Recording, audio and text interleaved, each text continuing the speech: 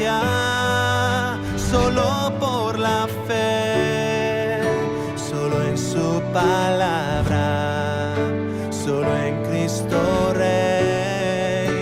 Al sea la gloria por su eterno amor. A él y a Joliaf en Éxodo 31. Comienzo con el primer verso. Dice así la palabra de Dios. Habló el Señor a Moisés diciendo: Mira, yo he llamado por nombre a Bezaleel, hijo de Uri, hijo de Ur, de la tribu de Judá, y lo he llenado del Espíritu de Dios, en sabiduría y en inteligencia, en ciencia y en todo arte, para inventar diseños, para trabajar en oro, en plata y en bronce, y en artificio de piedras para engastarlas, y en artificio de madera, para trabajar en toda clase de labor. He aquí que yo he puesto con él a Joliaf, hijo de Ahisamac, de la tribu de Dan, y he puesto sabiduría en el ánimo de todo sabio de corazón, para que hagan todo lo que te he mandado. El tabernáculo de reunión, el arca del testimonio, el propiciatorio que está sobre ella y todos los utensilios del tabernáculo, la mesa y sus utensilios, el candelero limpio y todos sus utensilios, el altar del incienso, el altar del holocausto y todos sus utensilios, la fuente y su base, los vestidos del servicio, las vestiduras santas para Aarón, el sacerdote, las vestiduras de sus hijos para que ejerzan el sacerdocio, el aceite de la unción y el incienso aromático para el santuario. Harán conforme a todo lo que te he mandado. Pues está aquí la lectura de la palabra de Dios. Vamos a orar, vamos a hablar con Él. Oh Dios y Señor nuestro, venimos ante ti en esta mañana, sabiendo que tú tienes la sabiduría que a nosotros nos falta. Señor, ¿dónde podremos encontrar, Señor, el conocimiento, el discernimiento, el entendimiento, si no viene de ti? Sabemos, Señor, que es por tu Espíritu que podemos comprender y entender las cosas que son de ti. Señor, por eso te rogamos, te suplicamos que tú nos asistas, Señor, que nos ilumines por medio de esta obra del Espíritu Santo, tu palabra eterna, la revelación que tú nos has dado, y que a la luz de ella pensemos también sobre este aspecto de la vida humana. Te lo pedimos en el nombre del Señor Jesucristo. Amén. Amén. Pues cuando hablamos de arte a partir del siglo XVIII es algo muy diferente a lo que entendemos antes de este siglo. Básicamente el arte era artesanía, lo que hoy llamamos la creación, invención de objetos que eran útiles. Exactamente la visión que tenemos aquí de la Escritura. El tipo de personas que aquí se habla que Dios había escogido, ¿no?, por medio de Moisés, y le había dado una capacidad, una sabiduría. Vemos que lo que hacían era objetos prácticos, ¿no?, útiles básicamente, en este caso para el culto, ¿no?, que había en el tabernáculo, en el antecedente del templo. A partir, sin embargo, del siglo XVIII, toda esta concepción del arte como artesanía se cambia. Se crea una religión del arte. Se considera que el artista es una persona especial, es un privilegiado, es en un sentido un iluminado, ¿no?, alguien que tiene una visión profética, podríamos decir, un mensaje especial, ¿no? Se habla, por lo tanto, de él en términos tan excepcionales, ¿no?, que parece como el que nos pone en contacto, ¿no?, con este conocimiento y sabiduría última, ¿no?, que casi parecería de la divinidad. Y esta visión ha cambiado y ha influenciado no solamente en el mundo que nos rodea, sino también en la Iglesia. Y por eso es por lo que creo que es importante que meditemos, que reflexionemos sobre cuál es la visión que encontramos en la Escritura sobre las artes. A partir del siglo XVIII hay ciertas artes que se privilegian sobre otras, se ponen en una posición superior. Obviamente la música. La música adquiere una importancia extraordinaria a partir del siglo XVIII. Se considera que los compositores, ¿no?, tanto como los intérpretes, son personas que tienen una capacidad, un don, un talento especial que no es comparable al de otras artes. Anteriormente sabemos que era la pintura, la arquitectura, ¿no?, la que tenía esa función práctica relacionada con los locales, ¿no?, de culto, con el uso práctico simplemente, ¿no?, que tenían estas artes, ¿no? Esta visión, digamos, del artista como alguien que está en una posición privilegiada, ¿no?, influye, por lo tanto, no solamente en el mundo, sino también en la Iglesia, en la visión de lo que podemos llamar el inicio, ¿no?, de lo que sería una figura que encontramos hasta el día de hoy. Sería el artista cristiano. El artista cristiano se considera que es una persona especial, que tiene una capacidad que Dios le ha dado, ya no como encontramos aquí en Éxodo para hacer una misión práctica concreta, ¿no?, de utilidad, ¿no?, sino como un sentido de dirección, de orientación. En este sentido, vemos que la importancia que adquiere la música en la adoración, ¿no?, en la alabanza, ¿no?, es tremendamente importante a partir de este momento.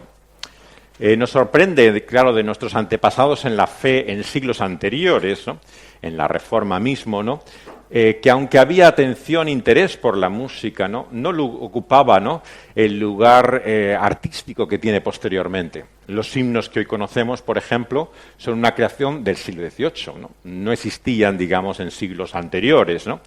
El órgano era desconocido. Para los puritanos, por ejemplo, y aquellos que fueron a las colonias americanas, decían que el órgano era el instrumento del diablo, ¿no? O sea, lo rechazaban totalmente y rechazaban todo lo que hoy podemos considerar la tradición evangélica, ¿no? Así que se produce una transformación, un cambio radical, ¿no?, en aquel momento que nos desconecta totalmente, ¿no?, de la visión que tenemos en la Escritura. Vemos que se produce una división, entonces, entre el artista religioso, sacro, ¿no?, y el que no lo es, ¿no? Y esa distinción vemos que se le da un papel, una función, ¿no?, que ha adquirido en nuestro tiempo incluso el sentido de lo que podríamos llamar un ministerio, ¿no? La confusión, por lo tanto, del arte hecho por cristianos, ¿no?, como un área de servicio que va más allá de lo práctico, ¿no?, del sentido artesanal, ¿no?, sino que tiene un propósito, ¿no?, de mediación, ¿no?, con la divinidad misma, ¿no?, con el hecho de la adoración y la alabanza. Sabéis que está en la base de mucho del ambiente evangélico actual, ¿no? Se considera que el grupo de alabanza tiene un papel casi sacerdotal, ¿no? O sea, se prepara y tiene, digamos, una función en la cual es dirigido por Dios, de tal manera que es el medio por el cual se presenta la alabanza y adoración a Dios, ¿no?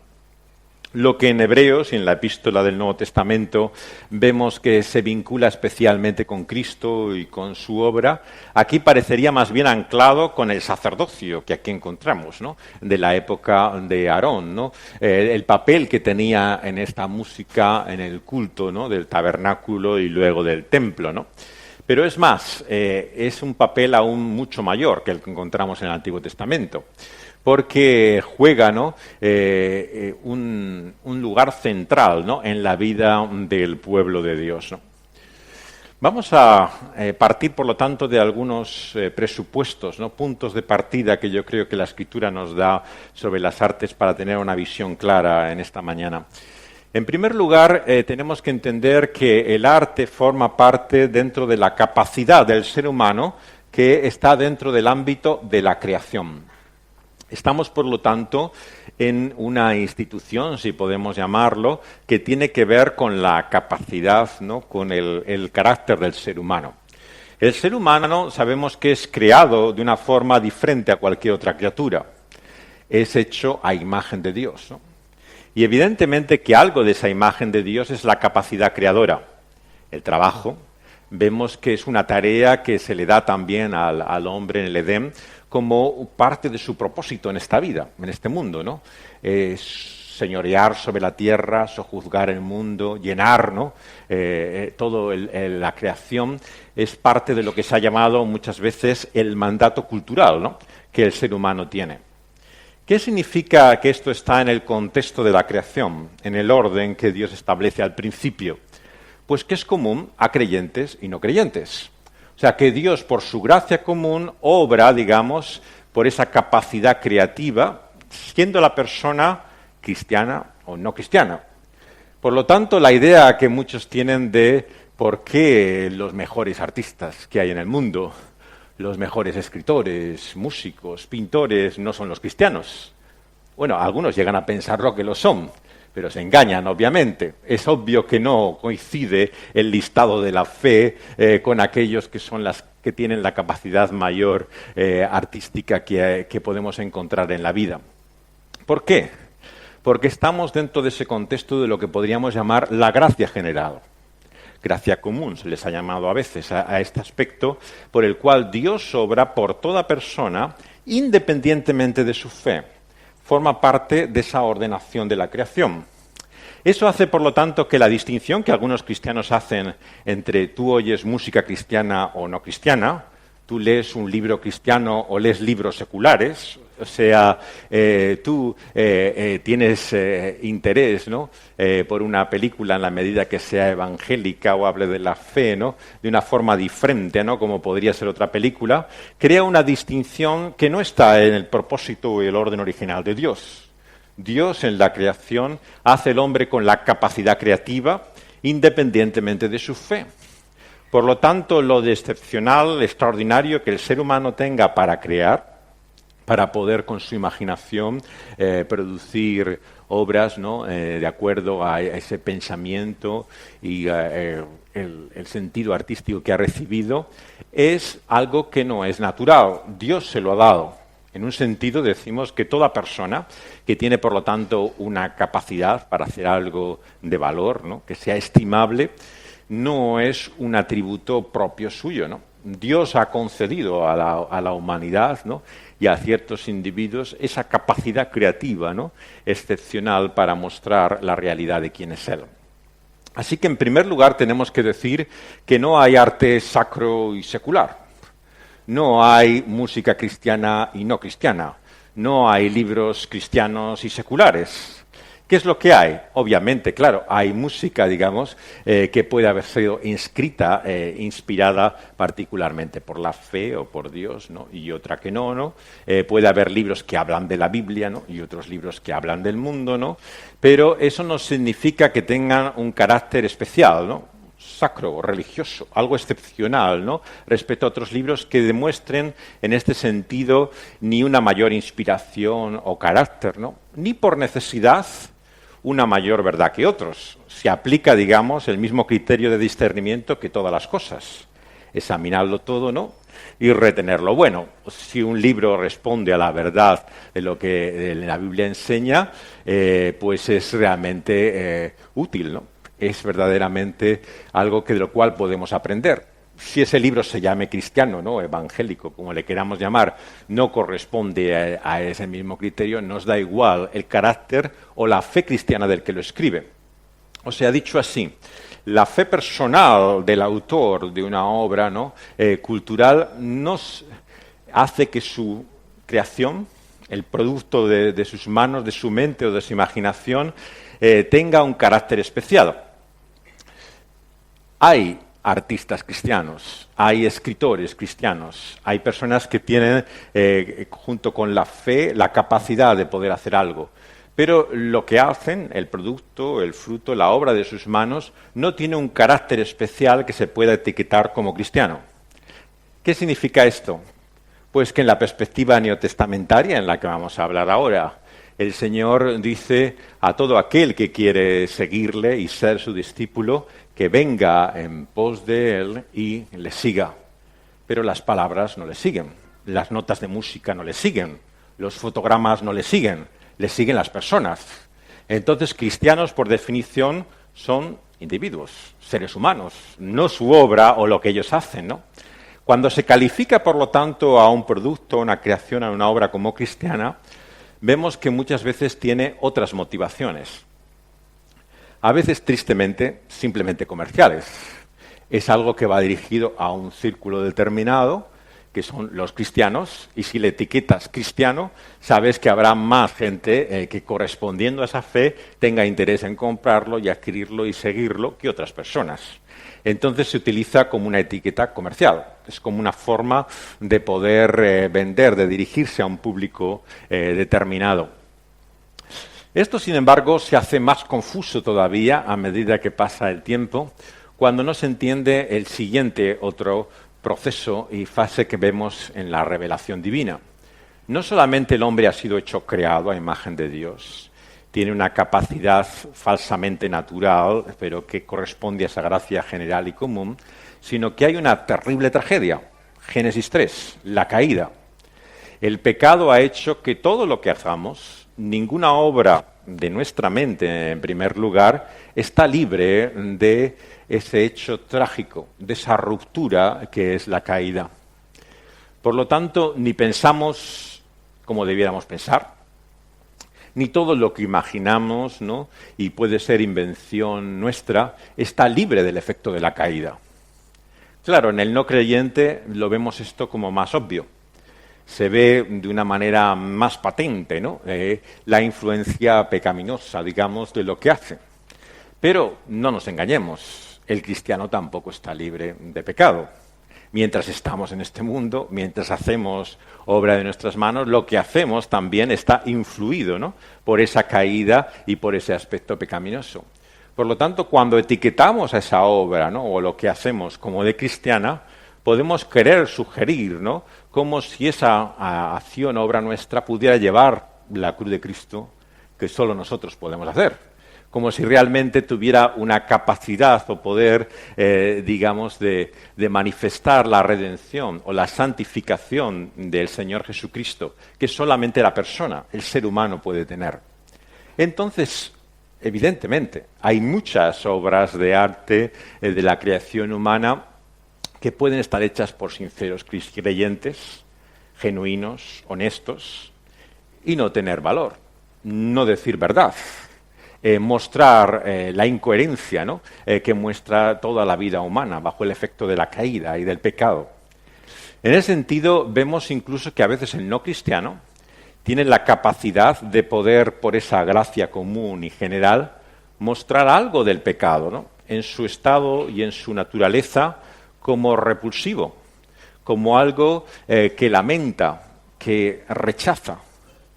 Sin tener la obra de Cristo, esa persona, sin haber recibido la salvación, es capaz de mostrar el pecado en cierta forma como lo es. Por supuesto que no totalmente. En un sentido, entendemos lógicamente, ¿no?, que la persona no creyente no entiende la naturaleza esencial del pecado, que es una ofensa para con Dios. No comprende la dimensión trascendente del mal. Pero decirme, sino cómo tantos artistas pueden mostrar en su existencialismo la visión de una vida sin Dios, ¿no?, la vanidad de ella, el hecho de cómo el mal afecta a los hombres. Decía Simone Weil, la escritora judía que tanto ha pasado el pensamiento en Francia, ¿no?, que la ficción es especialmente capaz, ¿no?, para transmitir el mal. Cuando vemos un personaje en una obra dramática, en una historia, si el personaje es bueno, si es alguien positivo, ¿no?, con valores, generalmente nos resulta algo artificial, ¿no?, un poco falso. Es como si estuvieran hechos de cartón. No te acabas de creer realmente esta persona. Es como demasiado bueno para ser verdadero, ¿no? Entonces, la visión de la bondad, ¿no?, en el arte muchas veces se considera que es superficial, que no muestra la complejidad del ser humano. Sin embargo, decía Simone Weil, cuando vemos la maldad, cuando vemos a un villano, a alguien que realmente muestra el efecto, ¿no?, del pecado de esa manera, muchas veces se le ve como inteligente, complejo. Es alguien que tiene varias caras, ¿no? No es tan simple. Pongamos un ejemplo, ¿no?, las series de televisión que muchos ahora siguen, ¿no?, de forma adictiva, ¿no?, por vía de Internet y otras vías. No sabéis si os habéis fijado los protagonistas de las nuevas series de televisión, ¿no? Bueno, ¿cuántos son buenos realmente, no? O sea, son a cual peor, ¿no? Los personajes de estas series son tan malvados a veces que son ya demasiado. Son tan inteligentes que todo les sale bien, ¿no? Cuando en la realidad, claro, al malo no todo le sale bien, ¿no? Por muy inteligente que sea, muy astutamente que hace, también le fallan sus maniobras, ¿no? Pero describe de una forma especial lo que en Salmos como el 73 se muestra. Cuando el no creyente ve al hombre que no tiene a Dios, que no le sirve, que no le reconoce, se sorprende, porque no recibe la consecuencia de sus actos. No vive con un problema tras otro a causa de que Dios esté en su contra. Más bien, lo que dice el Salmo es lo contrario. Prospera, le va bien en la vida. Aparentemente no sufre las consecuencias que podemos tener otros del mal. Entonces, tenemos que darnos cuenta que el mal llega a ser uno de los grandes temas de la creación humana. En un sentido, podemos decir que todo el arte llega a su máxima expresión muchas veces en esas visiones del pecado, ¿no? En lo que significa la influencia, ¿no?, del mal en el mundo. Y de esa manera, de acuerdo a una gracia general y común, transmite algo también de la verdad de Dios. Toda verdad es verdad divina, y hay cosas que el no creyente puede decir que responden, ¿no?, a una verdad que Dios nos muestra, como es la caída y el mal. En tercer lugar, por supuesto, el gran tema de la Biblia y del Evangelio es la salvación, ¿no? Es la redención. Ahora vemos que Dios no tiene un pueblo, como aquí leemos en el Éxodo, que recibe su culto de él por medio de un templo hecho de manos. Hebreos nos muestra que ahora Cristo Jesús es el templo de Dios, ¿no? Ya no es una construcción, invención de hombres. Nunca lo fue totalmente. Hemos leído que Dios le dio la sabiduría, el discernimiento a cada uno para hacer esa obra dentro del tabernáculo, ¿no?, que luego sería el templo.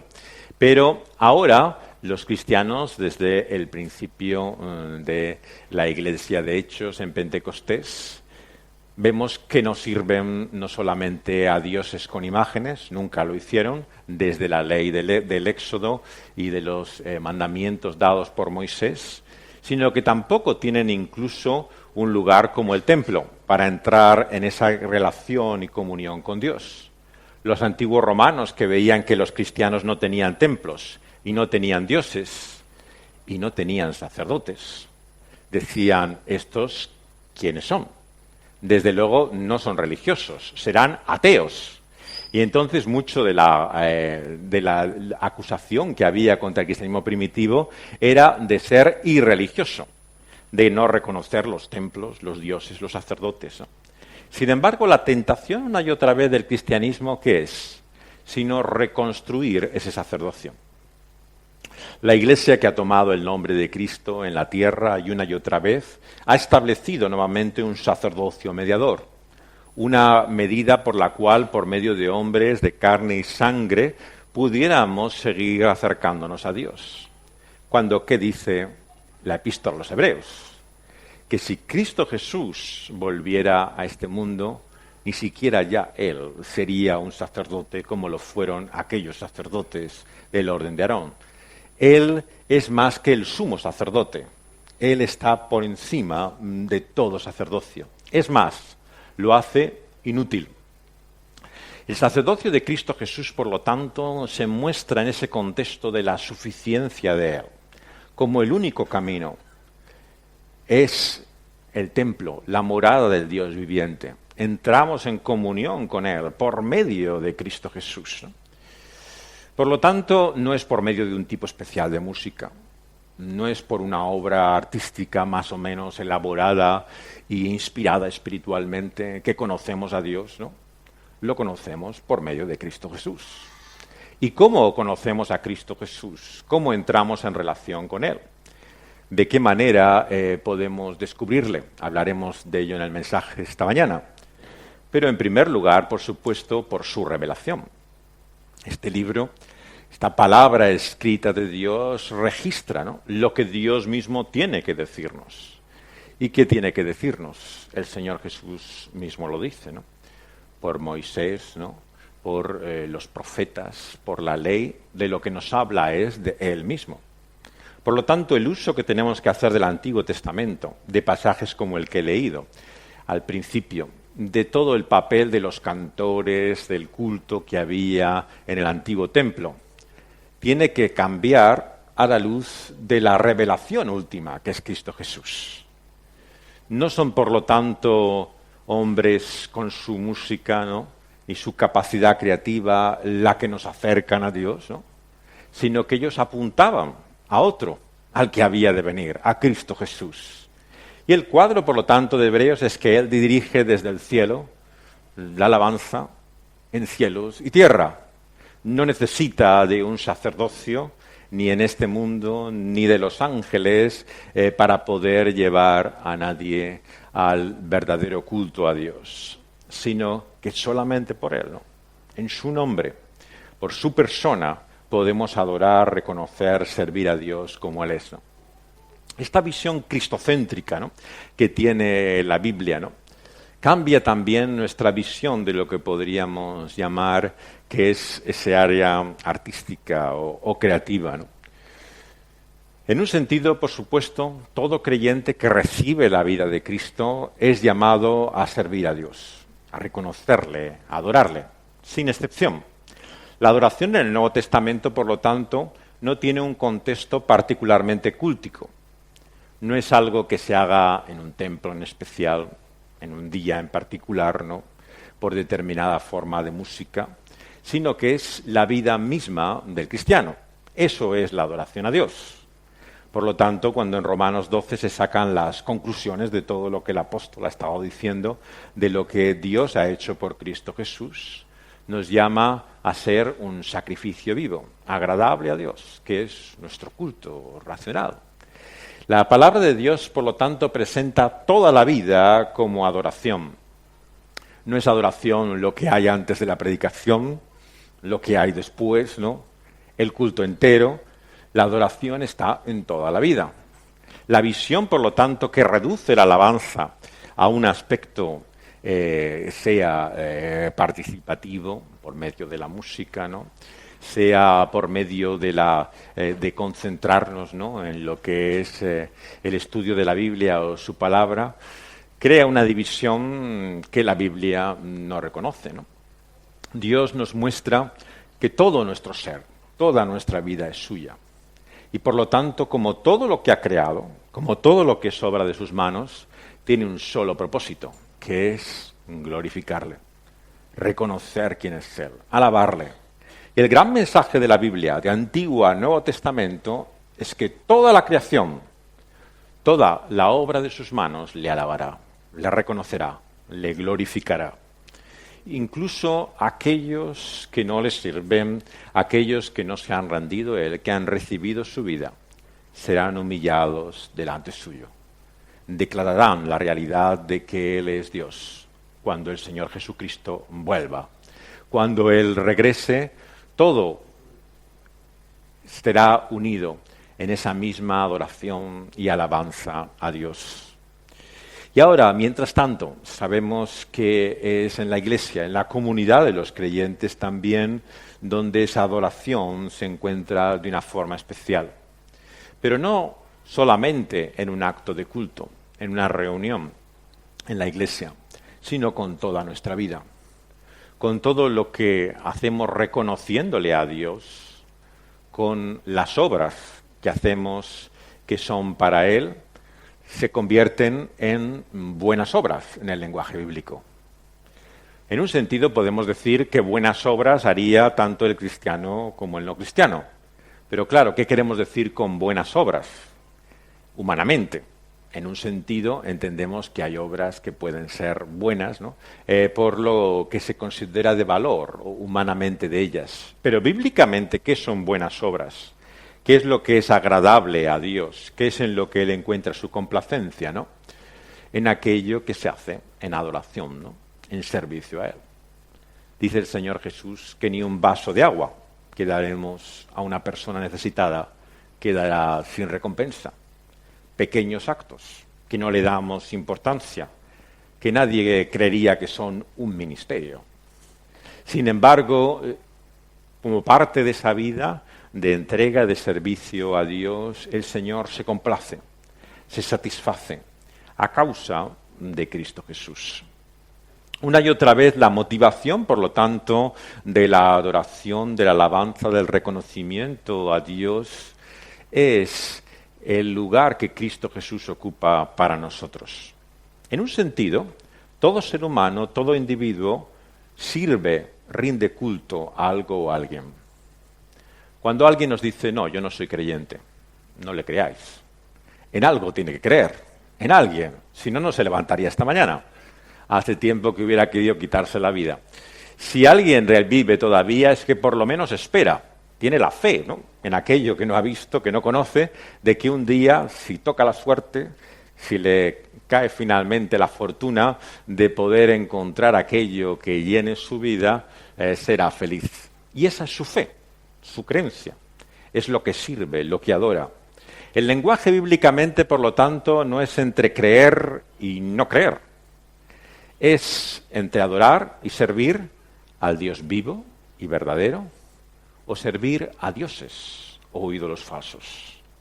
Lo que le llama al pueblo de Dios es a decidir, a aclarar su mente. ¿A quién quiere servir? ¿A un ídolo o a Dios vivo y verdadero? A los dos no puede servir por igual. Si sirve a uno, no agrada al otro. Y una y otra vez la tentación que vemos desde el principio, desde estos días del Éxodo, es un corazón dividido. Todos nosotros luchamos contra esa realidad. Sí, decimos que creemos en Dios, que le servimos, que le adoramos, pero tenemos que reconocer que hay otras cosas, otras personas que ocupan un lugar tan importante como Dios para nosotros, donde creemos que podemos encontrar la satisfacción, la felicidad que solo Dios puede darnos, pero que esperamos de otra persona o de otra cosa, además de Dios, ¿no? En ese corazón dividido, en lucha, ¿no?, en esa mente que por lo tanto no actúa, ¿no?, con decisión o voluntad, ¿no?, sino que oscila, gira, ¿no?, de un lado a otro, ¿no?, en cada momento, ¿no?, sin saber muy bien lo que esperamos. Lo que nos llama una y otra vez Dios en su palabra es al arrepentimiento, a humillarnos delante de Él, reconocer que Él es el único Dios, el vivo y verdadero, y que todo otro ídolo, todo otro Dios, ¿no?, sea lo respetable que sea, no puede recibir la adoración que solo Dios merece. Muchos piensan que los ídolos son simplemente aquello que obviamente llena el corazón de la gente del mundo de una manera negativa, podríamos decir, destructiva. El poder, la codicia, la avaricia, el placer. Pensamos, estos son los ídolos, ¿no?, los dioses de este mundo. Pero claro, lo sorprendente cuando leemos la Biblia es que hay dioses e ídolos mucho más respetables. Se puede adorar y servir las cosas que Dios ha creado, la familia, el matrimonio, cosas que son buenas en sí, que Dios ha hecho, pero que al elevarlas, al considerarlas como un absoluto que nos va a dar la felicidad que solamente Dios puede darnos, ponemos un peso sobre ellas que no pueden sostener. No hay un matrimonio que te pueda dar la felicidad, la satisfacción que solamente Dios puede darte. No hay una familia que pueda compensarte por todo tipo de esfuerzos, ¿no?, y sufrimientos. Siempre el Dios y el ídolo que sirvamos nos dejará finalmente frustrados, descontentos. Y por eso la palabra de Dios nos muestra que podemos servir, ¿no?, a dioses e ídolos que son ciertamente respetables. Incluso, ¿por qué no?, el ministerio. No hay una advertencia constante en la palabra de Dios de no hacer del propio servicio, actuación a Dios, un objeto de culto, de adoración, al cual sacrificamos todo. Por causa de ello vivimos y si no resulta como nos parece, nos sentimos frustrados y descontentos. Cuando es Dios, claro, al único que debemos servir, el único que nos puede satisfacer. No es una actividad concreta llamada el ministerio la que puede llenarnos o satisfacernos. Es la persona de Dios mismo. Es el ser de Dios, trino. Por lo tanto, la palabra de Dios nos llama una y otra vez, ¿no?, a reconocer también que el creyente, con todo lo que hace, con toda su actividad y su vida en este mundo, está llamado a servir a ese Dios, a reconocerle. Cuando el apóstol nos dice, por lo tanto, en qué pensar, encontramos estas palabras de Filipenses que deberíamos tener, ya no digo en la pared de nuestra habitación, sino en nuestra mente. Todo lo bueno, todo lo verdadero, todo lo amable, todo aquello en lo cual merece la pena pensar, en esto pensar. Por lo tanto, lo que Dios nos llama en nuestra mente, en nuestra actividad, en nuestra creación, es a buscar lo que es bueno, lo que es verdadero, lo que es bondadoso. Eso puede parecernos cristiano o menos cristiano, pero es lo que el Señor nos muestra que es bueno, verdadero y bondadoso. No va acompañado de una etiqueta. La verdad es verdad. La diga quien la diga, ¿no? Y lo que la palabra de Dios nos muestra es que Dios es esa verdad última.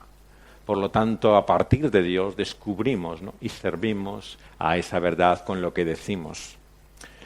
Un arte, por lo tanto, que adore, que sirve, que reconozca a Dios, dirá la verdad de las cosas.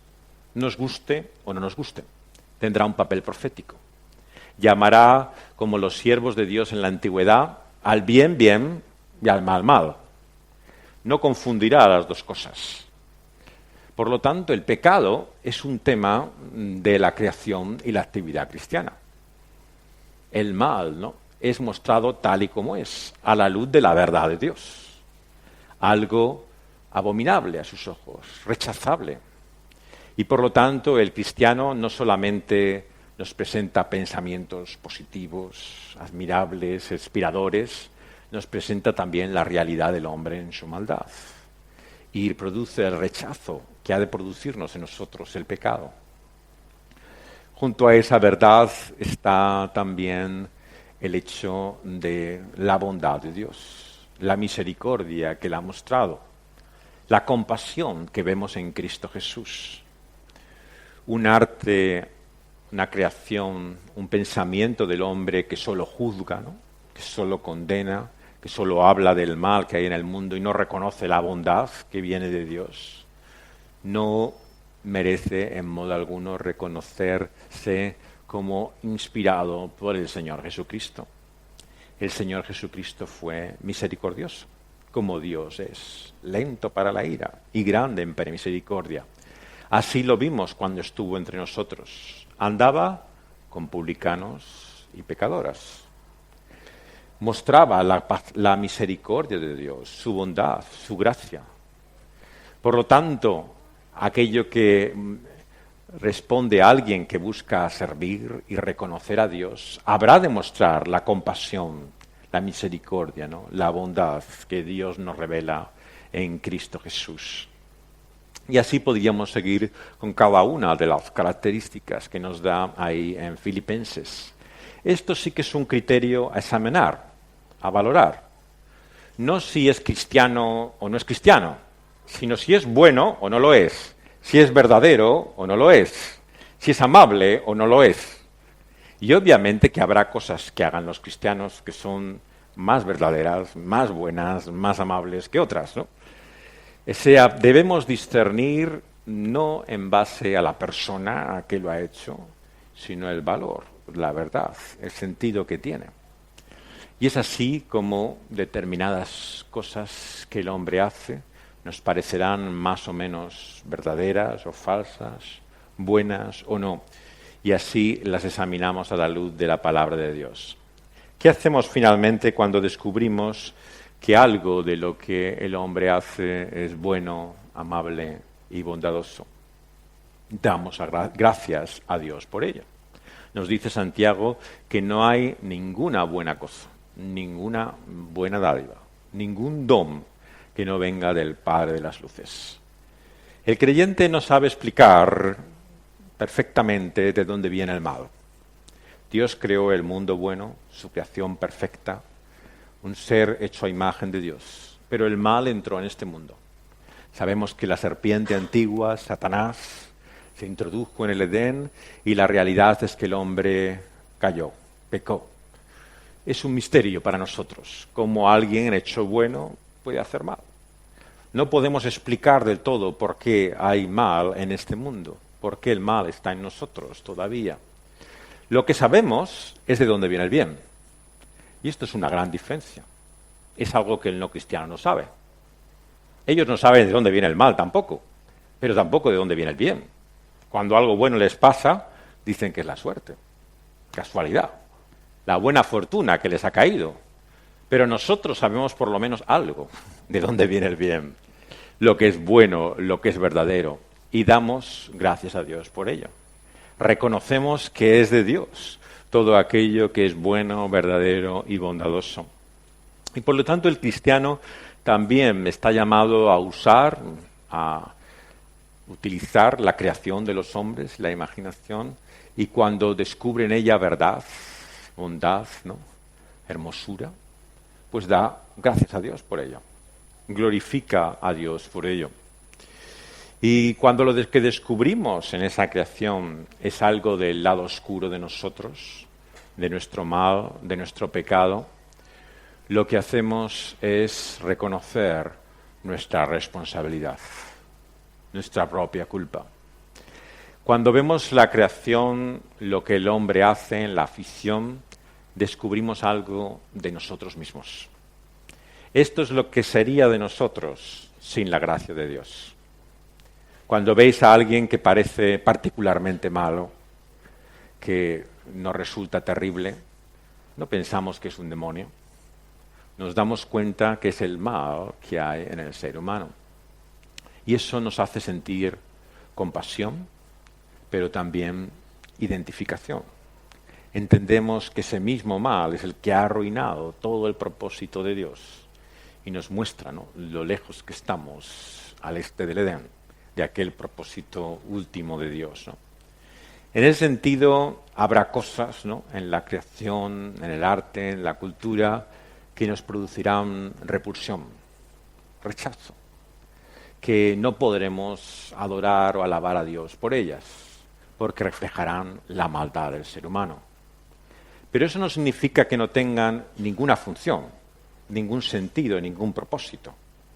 La maldad lo que nos lleva es a ver como en un espejo, ¿no?, la realidad de quien nosotros somos. Y muchas veces, tristemente, tenemos que reconocerlo, el no cristiano, el no creyente, puede mostrar a veces con mayor crudeza, con mayor fuerza, lo repulsivo, lo despreciable que puede llegar a ser el ser humano en su maldad. Y en ese sentido, muchas veces nuestra visión del hombre es demasiado idealista. Nos concentramos tanto en sus buenas cosas, ¿no?, que olvidamos el lado oscuro, ¿no?, lo que está ahí escondido.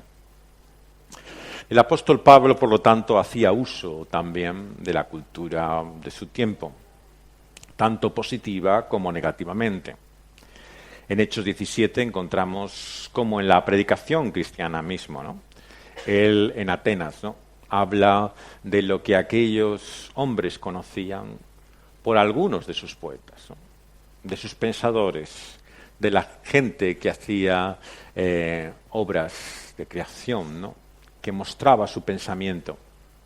El apóstol no renuncia a estas obras. Lo que hace es leerlas, considerarlas, examinarlas a la luz de Dios y ver la distancia que hay entre ellas y la palabra de Dios. Por un lado les dice a quien no conocéis, a quien realmente no servís como el Dios verdadero, pero que como por la intuición, como tanteando, os parece que tiene que estar allí. Es al que yo os predico, os anuncio, os comunico. No porque haya, digamos, una revelación general que sea suficiente, capaz de acercar al hombre a Dios, sino porque ese pecado, esa maldad hace que incluso nuestra visión natural de Dios esté distorsionada, no sea la que ha de ser. Entonces, cuando nos referimos a ella, lo que mostramos es su incapacidad, su insuficiencia. Una visión de la naturaleza, por ejemplo, sea por medio del paisaje, por cualquiera de las maravillosas cosas que Dios ha hecho, que no tiene en cuenta el mal, el pecado, la vanidad que hay todavía en esta creación, no puede realmente decirse que está totalmente inspirada por Dios y su palabra. Siempre hay ese lado oscuro, de frustración, de vanidad, de gemir, esperando, como levantando el cuello a ese día que ha de venir, el día en el cual se manifestará quiénes son los hijos de Dios. Entonces, igual que el apóstol, cuando nos referimos a la cultura, a lo que este mundo nos muestra, reconocemos cierta verdad en ello, cierto valor, pero mostramos la diferencia. Dios no habla por medio de estas obras de la manera que Él nos habla por su palabra, que percibimos su voz y su espíritu. Son simplemente los tanteos, las intuiciones del ser humano. Y también la palabra de Dios nos muestra incluso cómo el ser humano en su juicio, en su rechazo de cierta inmoralidad, demuestra de alguna manera también, de una forma imperfecta, cuál es la sabiduría y lo que Dios considera bueno y malo. ¿No os habéis preguntado por qué en el Antiguo Testamento parecen a veces tener más discernimiento moral los paganos que aquellos que son de su pueblo? Fijaos en Abraham, va a Egipto, miente acerca de su mujer, engaña al faraón y éste no puede conciliar el sueño, preocupado por el pecado, por el enorme mal que sería el adulterio si tuviera relación con esta su mujer. Vemos a Jonás escapando en un barco y los que están en la nave mientras él duerme plácidamente están angustiados porque reconocen algo del juicio de Dios, interpretan como un castigo todo el mal que les está viniendo. El no creyente, el hijo de Dios, a veces puede ser más inconsciente. Puede llegar a no percibir la maldad misma del pecado de la manera en que a veces un no creyente puede percibirlo.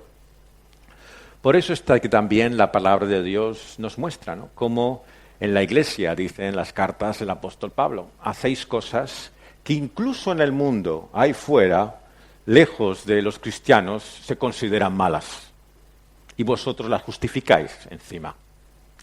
O sea que había incluso un criterio moral, de acuerdo a ese sentido que podían tener tan básico y limitado, que podían distinguir más de cierta maldad que lo que una iglesia de santos en Jesucristo debía reconocer. Y por eso es que da esta enseñanza, estas cartas y estas epístolas, porque necesitan todavía conocer, ser enseñados, discernir. Ser cristiano, por lo tanto, no es la garantía y la seguridad de que todo lo que pensamos, hacemos y vivimos es correcto.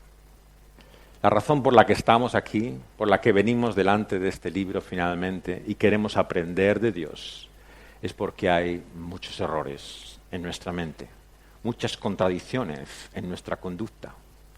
Hay cosas en nuestra vida que incluso aquellos que no conocen y sirven a Dios reconocen su maldad.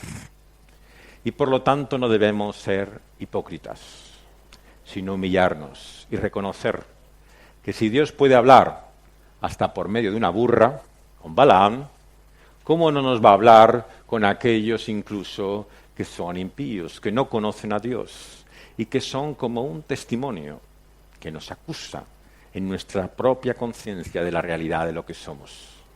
Queridos amigos y hermanos, Dios puede utilizar cualquier cosa, cualquier persona. Él es un Dios soberano. No pensemos que porque Dios nos usa por algo de lo que hacemos, sea una creación, una obra de nuestras manos, una actividad, es que eso añade o resta algo de nuestra aceptación de Dios. Dios puede usar a cualquiera. Hasta las piedras hablarían si estos no hablaran. Por lo tanto, el ser usado por Dios, ser utilizado, tener un ministerio, entre comillas, no es la garantía de ninguna aceptación de Dios. Es simplemente el hecho de que Dios puede usar a quien quiere y lo hace según su voluntad. Y lo que debemos hacer finalmente es por eso humillarnos, reconocernos como siervos inútiles delante de Dios, implorar por la obra de Cristo Jesús, que limpia todo pecado, que nos cubra también de todo error, que nos libre también de la maldad. Vamos a pedírselo así a Dios, vamos a rogárselo en oración. Señor, al venir en esta mañana y pensar también sobre la obra del ser humano, sobre su creación, sobre su pensamiento, nos damos cuenta una vez más de esa inmensa tragedia, de esa enorme locura y necedad por la cual vivimos tantas veces, como si tú, oh Dios, no existieras.